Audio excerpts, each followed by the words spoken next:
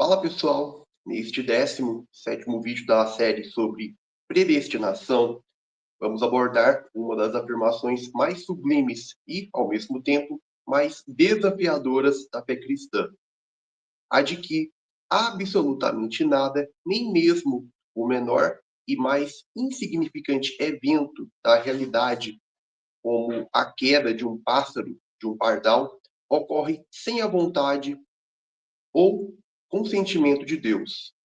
Tomando como base Mateus 10:29, onde o próprio Cristo declara que não cai uma ave em terra sem o consentimento de vosso Pai, vemos que essa passagem sintetiza com perfeição a doutrina da providência e da predestinação divina.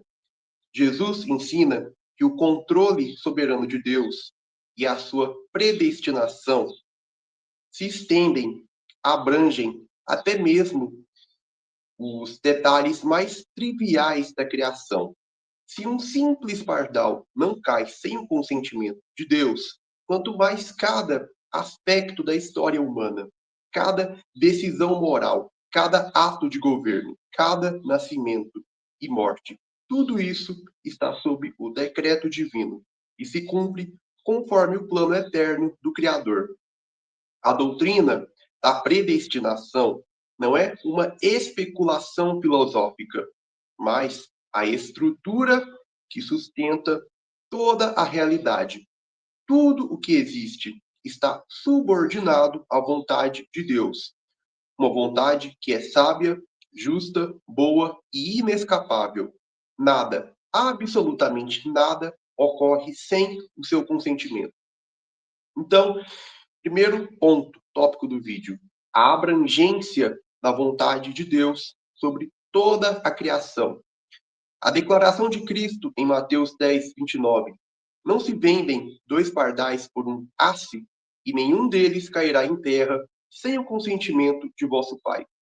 É uma das afirmações mais diretas sobre a extensão ilimitada da vontade divina.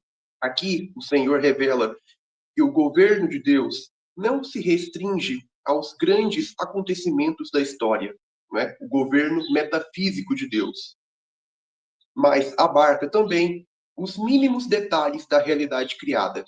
Nada existe, subsiste ou acontece independentemente da vontade eterna do Criador.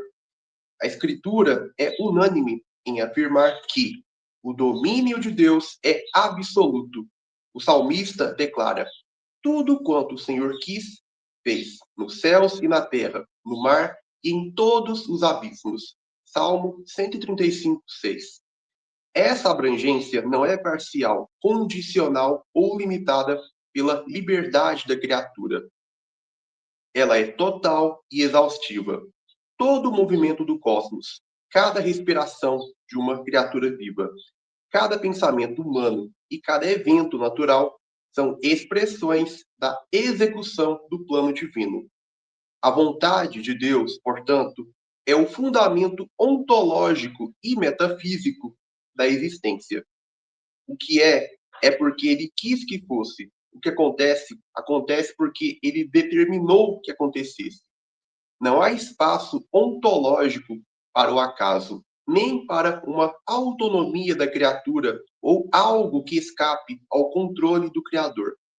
O consentimento mencionado por Cristo não é uma mera permissão passiva, mas o decreto positivo e ativo pelo qual Deus ordena todas as coisas segundo o conselho da sua própria vontade. Efésios 1:11. Assim, o alcance da vontade de Deus é universal e inescapável. Ela governa o mundo físico, as ações dos homens, os atos das nações e até mesmo os propósitos dos ímpios. Pois o coração do homem pode fazer planos, mas a resposta certa dos lábios vem do Senhor. Provérbios 16:1. E o Senhor fez todas as coisas para determinados fins, e até o perverso para o dia da calamidade. Provérbios 16:4. Negar esse alcance essa abrangência total da vontade divina, é negar o próprio conceito de Deus como ser supremo e soberano. A Escritura nos chama a reconhecer que nada, absolutamente nada, escapa ao domínio daquele que tudo criou, sustenta e dirige conforme o seu eterno propósito. Segundo ponto, tudo ocorre pela vontade decretiva de Deus. Logo, tudo é predestinado por Deus. A afirmação de Cristo em Mateus 10:29 não apenas demonstra o alcance da vontade divina, a abrangência da determinação de Deus, mas também define a natureza dessa vontade, né? Dessa determinação decretiva, eficaz e irresistível. Quando o texto diz que nem mesmo um pardal cai em terra sem o consentimento do Pai, isso não se refere a um simples conhecimento antecipado ou a uma anuência passiva. Não há anuência passiva em Deus, não há permissão da parte de Deus. O texto se refere a um decreto ativo, uma determinação eterna de Deus que causa e sustenta cada evento na história. A vontade decretiva de Deus é o seu eterno propósito e pensamento, pelo qual ele pré-ordenou tudo o que viria a existir e acontecer, conforme Efésios 1:11. Nele digo, no qual fomos também feitos herança, predestinados segundo o propósito daquele que faz todas as coisas conforme o conselho da sua vontade. Esse texto não deixa margem, certo, para neutralidade. Deus faz todas as coisas e não algumas coisas. Ele realiza conforme o conselho da sua vontade e não segundo contingências externas ou escolhas autônomas de suas criaturas. Assim, tudo o que acontece no tempo é a realização e descrição do decreto eterno de Deus.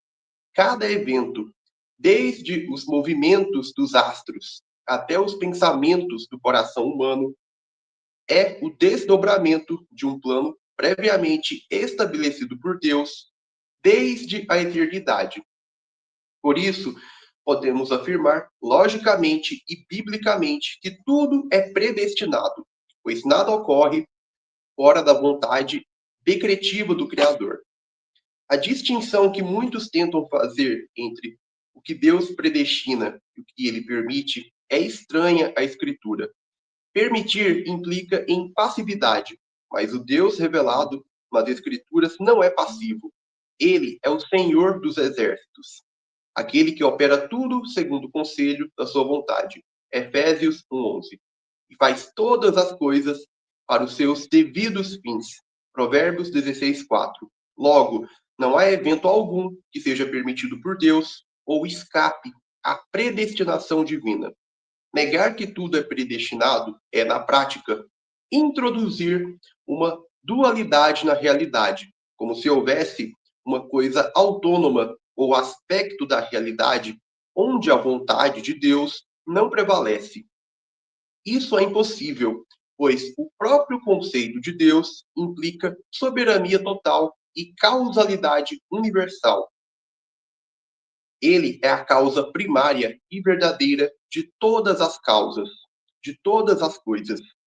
E nada, nem mesmo o pecado dos ímpios, ocorre fora do seu plano determinado. Portanto, afirmar que tudo ocorre pela vontade decretiva de Deus é afirmar a absoluta predestinação de todas as coisas. É reconhecer que o universo inteiro se move sob o domínio de uma mente infinita e soberana, e que cada evento da história, seja bom ou mau, é parte necessária e infalível da execução dos seus eternos decretos. Terceiro ponto, tópico do vídeo: as implicações práticas dessa soberania absoluta para a vida do crente.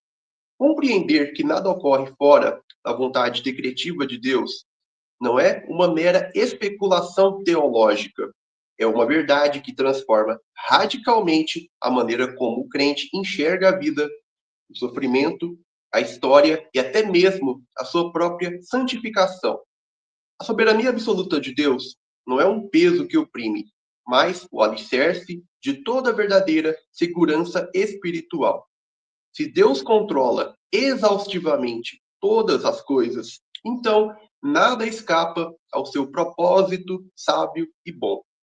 Isso significa que o cristão vive em um universo completamente ordenado por Deus, onde cada detalhe, cada perda, cada alegria, cada adversidade tem um lugar definido no plano eterno. Como declara o salmista, o nosso Deus está nos céus, faz tudo o que lhe apraz. Salmo 115, 3. E o apóstolo Paulo reforça essa mesma verdade ao afirmar: sabemos que todas as coisas cooperam para o bem daqueles que amam a Deus, daqueles que são chamados segundo o seu propósito. Romanos 8, 28. Logo, a soberania divina é a base do descanso do povo de Deus.